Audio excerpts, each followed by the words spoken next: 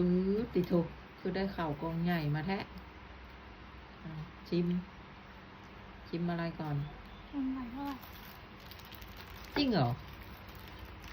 ชิมไก่ทอดจริงเหรอไก่ต้มพูดผิดนี่ชิมข้าวมันไก่ต้มเป็นยังไงนะตามด้วยน้ำซุปโล่งคอเลยมีแตงด้วยงอมแตง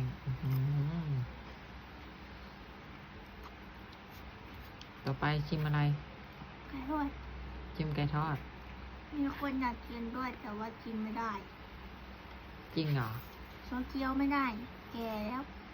ใส่ร้ายตามด้วยน้ำซุป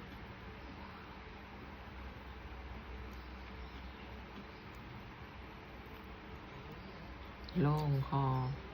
เป็นไงอันไหนอร่อย2 อันนี้นะอร่อยหมดเลยแซ่บมืดเลยเพิ่นหัน